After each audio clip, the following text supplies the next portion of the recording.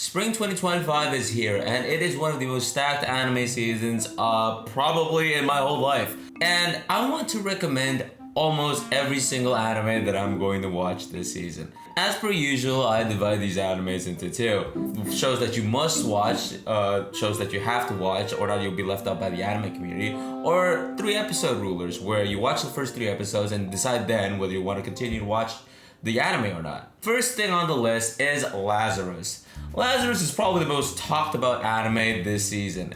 It is a Shinichiro Watanabe flick, which is the director of Cowboy Bebop. And it is to the similar theme of Cowboy Bebop. We follow this guy, Axel, who is trying to find this Dr. Skinner, who cures the world of every disease known to man and sort of like pranks them and saying that, oh, by the way, this little pill actually will kill you in a month. So good luck finding me. And as they play like hide and seek or some shit like that. It does definitely have that Cowboy Bebop-esque feel to it. And if you're into Cowboy Bebop, I think Lazarus is the perfect sequel to that. What I don't like about this show is the fact that the dub airs first before the sub. The script is being written by Shinichiro Watanabe, who is a Japanese man. It's like asking a Michelin star chef to cook you this Wagyu beef to perfection. And afterwards, you put ketchup all over it. Why? Just enjoy the steak. Enjoy Shinichiro Watanabe's great script. Next on the list is Yiba. Yiba is an anime being done by Wit Studio. And Wit Studio is back at it in making a wonderful action anime.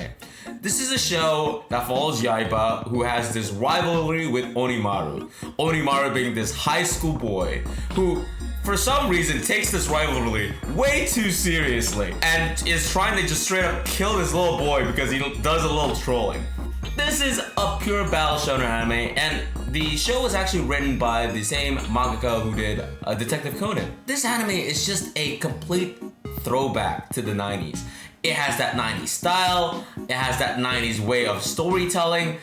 It's just a 90s anime that's being done in 2025 with amazing animation. I genuinely think if you're a shonen head and you just really like action anime, this show is a must watch because it is probably going to be the best action anime in 2025. Apocalypse Hotel. So Apocalypse Hotel follows this hotel, Gengaro Hotel, who is being run by a bunch of robots. The Earth got COVID really badly, and a lot of people just started dying. So humans decided to just leave Earth. But the owner of the hotel sort of just decides to tell the robots, like, hey, just in case we go back, I want you to keep this hotel running until then. So 1,000 years has passed, and Apocalypse Hotel doesn't really got a lot of guests. But our main character, Yachio, is determined to keep the hotel alive. I think this anime has a lot of heart. It's going to be the hidden gem of this season. Adapted really well. I really like the funny Yachio faces. I think the CGI and the robots look great. And I think there is building blocks for a really emotional anime to come. Nin Tokoro is a Studio Shaft anime that follows this ninja who ran away from the ninja village because of peer pressure. Because this ninja ran away from the ninja village, the ninjas are trying to kill her. And while they're trying to kill her, she meets this assassin, and the assassin just kills all the ninjas. It's a very violent comedy anime because there's a lot of deaths, and they take these deaths very lightly because you get to see like these characters and they're like very like wholehearted and they're like super nice, and the next thing you know, the assassin just straight up kill them. They become leaves and they just disappear in the night. It's very like brutal. The pacing and the comedy beats is done absolutely wonders as per usual in Studio Shaft. I don't think this is the best Studio Shaft adaptation ever. I don't think this is like a Monogatari series level of Studio Shaft. I don't think this is like Much Comes Like a Lion level of Studio Shaft. But I think this is definitely worth a watch if you want to watch a comedy anime. And Shirley is an anime for grandpas and grandmas and people who are just pure slice of life fanatics. So Aunt Shirley is this orphan. She gets put into a foster home of Marilla and Matthew, who initially didn't want Aunt Shirley because they wanted a boy. But through the sheer determinism and just charisma of Anne Shirley, they get to sort of like Anne Shirley, sort of like her company.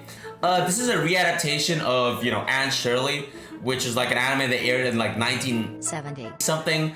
Hayao Miyazaki he animated the original anime, so this is a historical slice of life readaptation that is adapting a novel from like the 19th century, before fucking India was a thing. Nothing like any anime you've ever known. It's essentially a non-anime. You don't get to see the funny anime moments. You don't get to see the funny anime beats that you usually get in slice of lives. But what you get is a really, really hearty and a really, really just emotional bumble and so much just fun.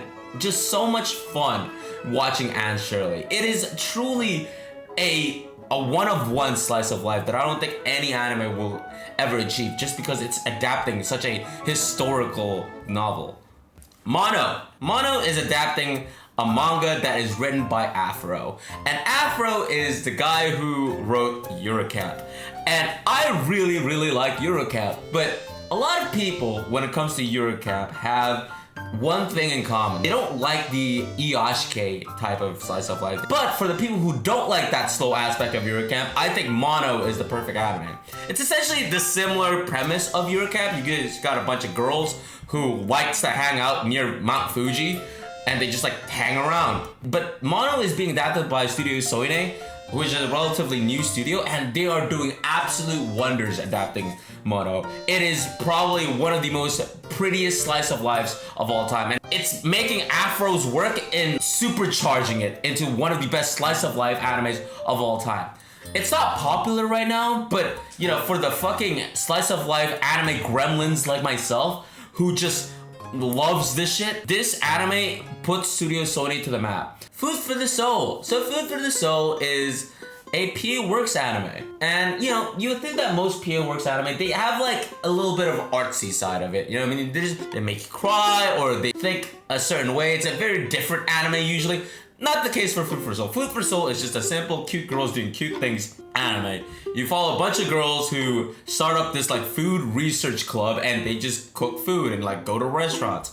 It's a very simple anime. There's not a lot of things going for it, but it's a PA Works adaptation, and it's really pretty. If you like cute girls doing cute things, if you like slice of life animes, I feel like I've already recommended like 5 of them this season. I think Food for the Soul is a good slice of life. Zatutabi. There's a little interesting fact about Zatutabi. So the director of ReZero, Watanabe Masaharu, drops season 3, because if you notice, season 3 of ReZero wasn't adapted by Watanabe Masaharu, who did season 1 and season 2. But instead of doing season 3, which was last season, he's doing Zatutabi. And Zatutabi is just a traveling anime. We follow this mangaka who, after rejections of manga pitches, just wants to travel, just take the load off and just go somewhere in Japan. This is a pure traveling anime. And it is an anime just catered towards me. A guy who likes to watch an anime, fucking writes down the location of those said anime, and go to that said location in like December or something. If you're into traveling anime, Zatutabi is perfect, because they go all over the place. They're going north of Tokyo right now, and I'm pretty sure they'll go south, they'll go all the way up to Hokkaido, they might even go to Okinawa. We don't know. What I do know is that Zatutabi it's just a travel anime, and I really like travel anime, and I want to recommend you travel anime. The Dinner Table Detective. So this is a Madhouse adaptation. It is a mystery anime. We follow this girl who is very rich, but for some God knows reason, wants to work a 9 to 5 and wants to work as a detective assistant. So she tries to solve these mysteries, but the detective and herself, they're not really good at their job. One day, this butler comes in and just be like, "Oh, I'm here to buttle you, ma'am." And this butler just knows every single answer for most of the mysteries. I guess the butler should have been just the detective, I don't know. The reason why I want to recommend you Dinner Table Detective is because the guy who's doing Kyoichiro, the detective, the voice actor is Miyano Mamoru. And Miyano Mamoru is the same voice actor for Mendo in Urase Yatsura. And I love his voice. That like squealing, just like screamish voice. It's funny to me. I really like that full voice. And that's a lot of screaming in this anime. It's a lot of Kyoichiro just being like obnoxious. And I think that's hilarious. And I think he absolutely just like takes over the comedy bit of this anime. And that's a Madhouse adaptation, so it's relatively well animated. I think this is a decent watch. I think the mystery aspect could get really interesting as well. Now, putting mystery to the side and going to straight fucking goonerism and nasty animes, we get to Please Put Them On Takamine-san. Please Put Them On Takamine-san is an anime that follows Takamine-san, who has this superpower of turning back time if she like strips her panties out. But the problem is when she strips her panties, the panties disappear. So Takamine needs the assistance of Shirota Koshi. And Shirota is just like bringing a bunch of panties to school just so turn back the time every time she like does a stupid mistake or some shit like that. It's an ecchi anime. What's interesting about this ecchi anime is that it's 24 minutes. And usually for ecchi animes, we get like 12 minutes and maybe 6 minutes, and most of the time it's not really well adapted. This is being done by Linden Films, the same studio that did like Call of the Night. I think this is a really fun ecchi anime. And if you are a loner and need some anime girl fucking stripping down in your life for some god knows reason, Please Put Them On Takamine-san is a good anime to watch. Makisan is a love robot. So this is another ecchi anime, and I think me personally is the better ecchi anime this season. Follows Makina-san, who is this love robot who like extracts information by having sex with the clients. But for some reason, Makina-san is enrolled in this high school and gets into trouble and gets like blown up to bits. Makina-san enlists the help of this pure virgin, Eita. And Eita just fixes her up. He's really into robots. What's fascinating about this anime is that, well, first of all, it's an ecchi, he's got a lot of tits. And secondly, Eita is just the most purest virgin known to man. In the end of episode 1, Makina-san is like, okay, thank you for your help. Do you want to like have sex? Because obviously Makina-san's sole purpose in life is to have sex with clients. And Eita like finds Makina attractive. I mean, who wouldn't, right? But for some reason, Eita's just like, I don't want to do that. I don't want to like materialize women. First of all, that's a whole material. That's a robot. You can't materialize a robot. Secondly, like she wants you to do it. Obviously doesn't want you to do it for like because she's like horny. She just wants to know what the fuck sex is because she forgets what sex is. But like, why not just have sex? Why not just do it? Maybe the anime ends with them just like straight up doing it. That'll be amazing. Won't be the first time in anime. Won't be the last. Man, it's just stupid. It's just stupid ecchi. A lot of tits going on. If you're into ecchi, again, if you're just need fucking anime titties in your life from God knows reason, I think Makina-san's A Love Bot is a good anime to watch. Rock is a Lady's Modesty. So this is a Bandai Namco Pictures adaptation, the most corporate anime studio known to man.